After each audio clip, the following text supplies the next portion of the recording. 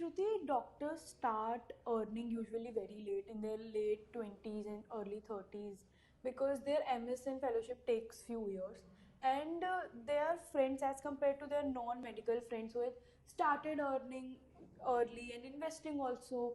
So, like, how does doctor should manage on the lost compounding years that they have lost? So yeah, I mean it's true that doctors usually start earning late, and I think it creates a lot of regret in their minds that okay, their peer sets are richer than they are, because doctors usually don't have any accumulated wealth by then. But I think regret करने से better है that you try to understand what can you do to catch up on those Yeah. lost years. And with doctors, I usually feel that there are a couple of things that work in their favor.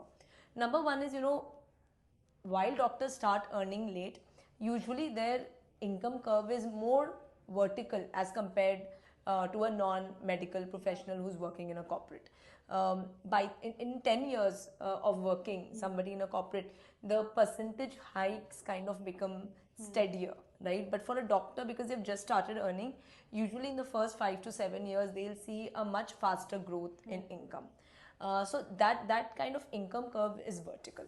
Now, with that advantage, what doctors need to do is keep in mind a few things. Number one, what happens is because you're earning pretty late in life, there's a lot of pent up needs and wants.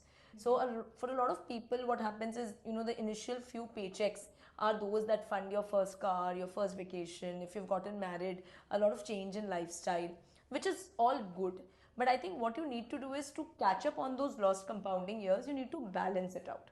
So I think budgeting again helps very well over there. You need to have those budgets that okay, ठीक है, अब हम कमाने लगे.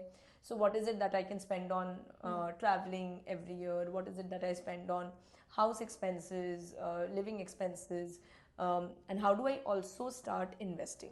Right. So while I do not advocate frugality and not living your life, you must do that. You also need to balance out your savings rate for your future goals. The second thing is that they need to understand that because they are starting late, they need to start meaningfully. Yeah. Right? So it cannot be that you start at an age of 32, but you start with a very meager 5% of your income as your monthly investments. Yeah. Right? So while there are people who've been investing for 10 years, you could actually start aggressively in terms of the amount and in terms of some of the investing decisions also that you take. So when you balance out your spending, you have a healthy savings rate, and you are able to invest a substantial portion of your monthly income or periodic income. That's when the catching up of the lost compounding years becomes easier for you. Yeah, and as you talked about the income curve for doctors, talking about that aspect, when once they have established practice or like a clinic or setup, their income spikes up really quickly.